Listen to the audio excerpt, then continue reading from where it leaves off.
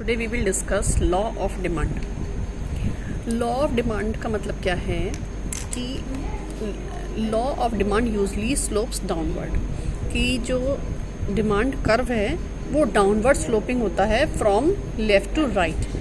This reflects the law of demand. मतलब कि दो चीज़ें होती हैं लॉ ऑफ डिमांड में, एक डिमांड और एक प्राइस। ठीक है, प्राइस बढ़ने पर डिमांड जो है वो घट जाती है। This is the means of law of demand, जिससे कि हमारा जो कर्व है वो क्या था, डाउनवर्ड स्लोपिंग होता है। The lower the price the greater is the quantity of the goods demanded. ठीक है, वही बात है कि अगर प्राइस कम करेंगे तो डिमांड बढ़ जाएगी और अगर प्राइस बढ़ाएंगे तो डिमांड कम हो जाएगी। ठीक है, the higher the price lower the quantity of the goods demanded. अगर प्राइस बढ़ा देंगे तो डिमांड कम हो जाएगी। इन दोनों के बीच में क्या है, उल्टा रिलेशनशिप है। अगर प्राइस बढ़ाएंगे तो डिमांड कम होगी और अगर प्राइस कम करेंगे तो डिमांड बढ़ेगी। ये उल्टा रिलेशनशिप को कहते हैं इनवर्स रिलेशनशिप। यही है लॉ ऑफ डिमांड। ठीक है, अब देखिए लॉ ऑफ डिमांड के लिए एजम्पशंस क्या हैं। Assumptions of law of demand, assumptions क्या हैं? कुछ एजम्पशंस हैं।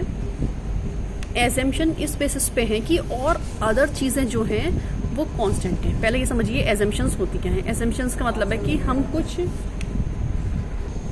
एजम्पशंस का मतलब होता है कि कुछ चीज़ें हम इस जो हमने डिमांड का लॉ दिया है कि प्राइस बढ़ने पर डिमांड कम होती है, उसके लिए कुछ चीज़ें हम पहले मान के चलते हैं। क्या मान के चलते हैं? कि अदर थिंग्स आर कांस्टेंट, मतलब और कोई चीज़ चेंज नहीं हो रही है। क्या पता कि हम कुछ और चेंज कर रहे हो सकता है कि कंज्यूमर का टेस्ट बदल गया हो, है ना, कपड़ों की जो है क्वालिटी बदल गई हो या कुछ और भी ऐसा ही।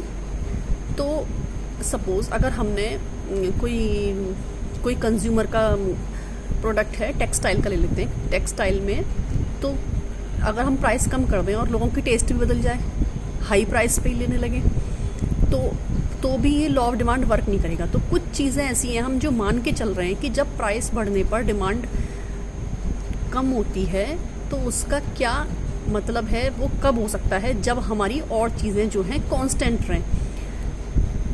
जब लॉ ऑफ डिमांड जब ही फिट बैठता है जबकि हमारे no change in taste, habits and preferences of the consumer. जब हमारे कंज्यूमर के टेस्ट प्रीफरेंस में कोई भी चेंज नहीं हो। ठीक है, दूसरा क्या है, the income of the consumer remains constant. मतलब अगर हो सकता है कि कोई क्वालिटी ऐसी है और उसके बाद भी प्राइस बढ़ जाए तो उसकी इनकम भी बढ़ जाए तो वो उसको फिर से वही हो सकता है कि खरीद ले। लेकिन अगर उसकी इनकम कांस्टेंट है, अगर हमारी कंज्यूमर की इनकम कांस्टेंट है तो उस पर फ़र्क नहीं पड़ने वाला है।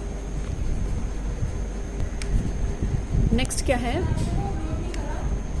Price of related goods.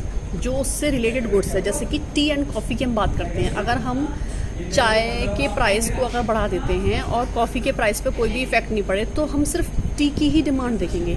वहाँ पे फिर हम चाय की डिमांड का जो इफेक्ट है वो चाय से ही देखेंगे। अगर हो सकता है कि हमने चाय की तो प्राइस बढ़ा दी है और टी के प्राइस कम कर दिए, या टी के भी चाय के प्राइस बढ़ा दिए और कॉफ़ी के प्राइस भी बढ़ा दिए, तो वहाँ पे जो दूसरे गुड्स हैं, रिलेटेड गुड्स हैं जिसको कि हम कंज्यूम कर सकते हैं, अगर उसके भी प्राइस में कोई इफेक्ट नहीं होता है, तब ये लॉ ऑफ डिमांड फॉलो होता है। ठीक है, और कंज्यूमर नेक्स्ट है फोर्थ, कि कंज्यूमर किसी भी तरह का कोई भी प्राइस में चेंज एक्सपेक्ट नहीं कर रहा है या फिर उसकी क्वालिटी में कोई भी चेंज एक्सपेक्ट नहीं कर रहा है। ये भी हो सकता है कि हमने क्वालिटी भी बढ़ा दी हो प्राइस के संग संग, है ना, तो क्वालिटी में भी कोई चेंज नहीं हो रहा है और उसके कंज्यूमर को भी ऐसा नहीं है कि हाँ पता है उसको कि हाँ ये चीज़ सब होने वाली है, कि ये अब इसके पैसे बढ़ने वाले हैं, तो फिर उसकी डिमांड में भी कोई फ़र्क, तभी ये लॉ ऑफ डिमांड जो है वो फॉलो होता है। यहाँ पे कोई सब्स्टिट्यूट गुड्स ना हो। नेक्स्ट क्या है, सब्स्टिट्यूट गुड्स। वही चीज़ है ये कि रिलेटेड गुड्स। सब्स्टिट्यूट गुड्स का मतलब क्या है कि वो रिलेटेड गुड्स जिससे कि हम उसको स्विच कर सकें।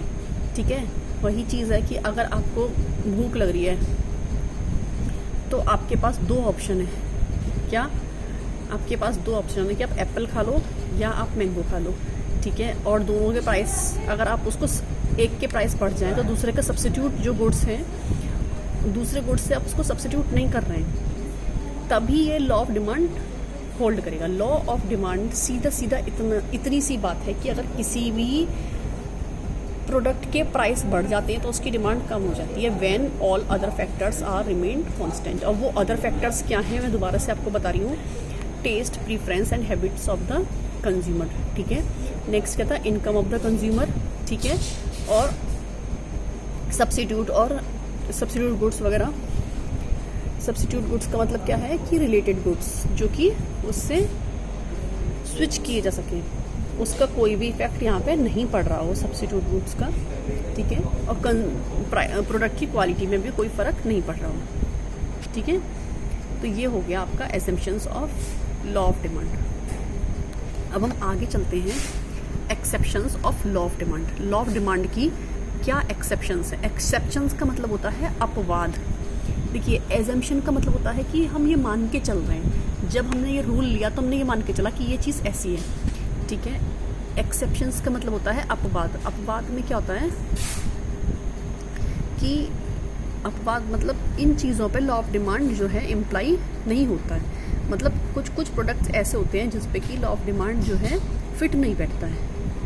तो उसमें फर्स्ट है इन्फीरियर गुड्स। मतलब इन्फीरियर जो कि गुड्स पहले से ही लोअर टाइप के हैं, इन्फीरियर गुड्स हैं, चीपर गुड्स हैं, ठीक है। तो उन पर प्राइस का इफ़ेक्ट नहीं पड़ने वाला है। जैसे कि फॉर एग्ज़ाम्पल हम जब बात करते हैं बाजरे की, है ना, इन्फीरियर गुड्स का मतलब है कि जब हम बाजरे की बात करते हैं तो इसको गिवन गुड्स भी बोलते हैं। अब ये देखिए भाई, जिसके पास खाने के लिए पैसे नहीं हैं, ठीक है, तो वो क्या खाएगा? बेसिक गुड्स जो हैं वो तो हम कंज्यूम करेंगे ना। अब बेसिक गुड्स जो है, फूड ग्रेन जो है ऐसी चीज़ है कि जो आदमी कंज्यूम करेगा ही करेगा। तो ये फूड ग्रेन के बिना हम रह नहीं सकते। अब उसका प्राइस चाहे बढ़ जाए चाहे कम हो जाए, ठीक है ना। इसको बोल सकते हैं नेसेसरी गुड्स, ठीक है, नेसेसरी गुड्स भी बोल सकते हैं। देखिए नेक्स्ट क्या है, आर्टिकल्स ऑफ ऑस्टेंटेशंस में क्या है कि इन गुड्स की डिज़ायर ही तब है क्योंकि चीप एक्सपेंसिव है। एक्सपेंसिव का मतलब क्या है कि इनको इसीलिए ख़रीदा जाता है कि ये एक्सपेंसिव है। यहाँ पे हम ये भी बोल सकते हैं कि प्रेस्टिजियस गुड्स, जो प्रेस्टीज से आपसे जुड़े हैं।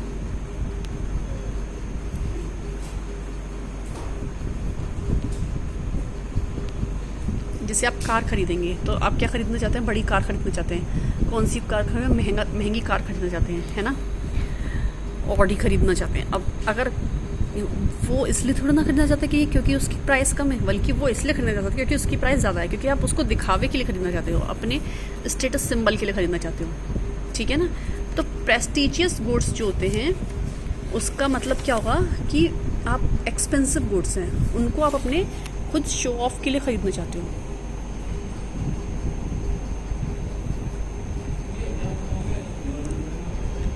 नेक्स्ट देखिए, जब प्राइस जो है क्वालिटी का इंडिकेटर हो, मतलब अगर आपके पास ये कि ये इतनी वैरायटीज़ हैं, ठीक है ना, आपके पास इतनी वैरायटीज़ हैं और आप इसमें से कोई सी पसंद कर लीजिए। तो जो हमारे पास वैरायटीज़ हैं तो हम क्या कहेंगे कि हमारी ज़्यादा महंगी वाली लेते हैं तो उसकी प्राइस ज़्यादा है, तो इसकी मतलब उसका क्वालिटी भी ज़्यादा है, तो आप उसको हायर प्राइस पे भी खरीद सकते हो, ठीक है। स्पेकुलेशन का मतलब है कि जब हमें मालूम है कि इसके प्राइस बढ़ने वाले हैं तब हम उससे पहले उसको ख़रीदना चाहेंगे कि ये बढ़ रहे हैं, इंक्रीज़ हो रहे हैं, ये और फर्दर इंक्रीज़ ही होंगे, तब हम उसको लेते हैं। स्पेकुलेशन का मतलब है पहले से अनुमान लगाना कि प्राइस विल बी इंक्रीज़ मोर, ठीक है, तब हम उसको परचेज़ करेंगे, ठीक है। अब देखिए, लॉ ऑफ डिमांड में दो चीज़ हो गई, एजम्पशंस हो गया, एक्सेप्शन हो गया। पहले अब आप इसका वो डिमांड कर्व और देख लीजिए। डिमांड कर्व ये होता है, ठीक है। इस साइड मैंने पहले भी वीडियो में बताया था आपको, इस साइड डिमांड होती है और इस साइड आपकी प्राइस होती है, और ये ऊपर से लेके लेफ़्ट से लेके राइट तक नीचे की तरफ आता है। लेफ़्ट से स्टार्ट होता है और नीचे की तरफ आता है, ठीक है। अब इसके किसी भी पॉइंट पे आप एक टेंजेंट डालेंगे वाई प्राइस का, और वहीं उसी पॉइंट से एक स्केल से लाइन खींचेंगे क्वांटिटी की, तब आपको पता चलेगा कि इस पर्टिकुलर टाइम पे, इस पर्टिकुलर पॉइंट पे इसकी प्राइस कितनी है और इस पर्टिकुलर पॉइंट पे इसकी डिमांड कितनी है। अब सेकंड यहाँ से एक पॉइंट डाला, इस तरफ डाला और इस तरफ डाला। अब देखिए इस वाले पॉइंट पे हमारी प्राइस ज़्यादा थी, ठीक है, और डिमांड थी कम। इस वाले पॉइंट पे क्या था, प्राइस कम है और डिमांड ज़्यादा है। मतलब क्या हो रहा है कि जब हमारी प्राइस कम हो रही है तो डिमांड बढ़ रही है, ठीक है ना, समझ में आ गया। सबसे पहले हम ये ड्रॉ करते हैं। हम लोग बच्चे जो गलती करते हैं, पहले ये एक्सिस ड्रॉ करते हैं।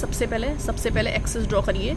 जब आप डिमांड कर्व बनाएंगे, एक्सिस ड्रॉ करिए, फिर इसको ड्रॉ करिए, ऊपर से लेके नीचे तक आने वाली लाइन यूँ, ये स्केल से करिएगा, ठीक है ना। अब ये आपकी बन गई। अब इसके किसी भी पॉइंट से एक इधर टेंजेंट डाल लीजिए, एक इधर डिमांड के लिए, ऐसे करके। ये वाली चीज़ पहले नहीं बन सकती कभी भी।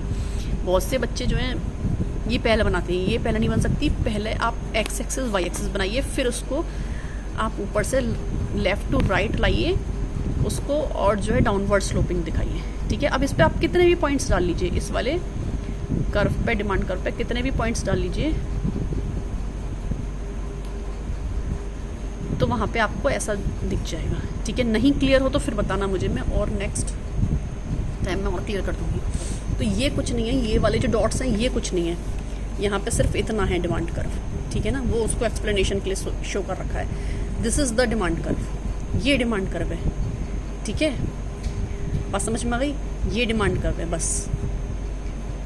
अब डिमांड कर्व आपने नॉर्मली खींच लिया, उसके बाद आप उसके किसी भी पॉइंट से वाई पे भी एक टेंजेंट डाल लीजिए और उसके डिमांड वाले उस पर भी, ठीक है। तो आप यही पाएंगे कि जब जैसे जैसे प्राइस बढ़ रहा है वैसे वैसे डिमांड कम हो रही है, जैसे जैसे प्राइस घट रहा है वैसे वैसे डिमांड बढ़ रही है, ठीक है। लॉ ऑफ डिमांड में और कुछ चीज़ें रह गई होंगी तो फिर हम कवर करेंगे नेक्स्ट, और कोई प्रॉब्लम हो तो बताइएगा। Thank you, have a good day.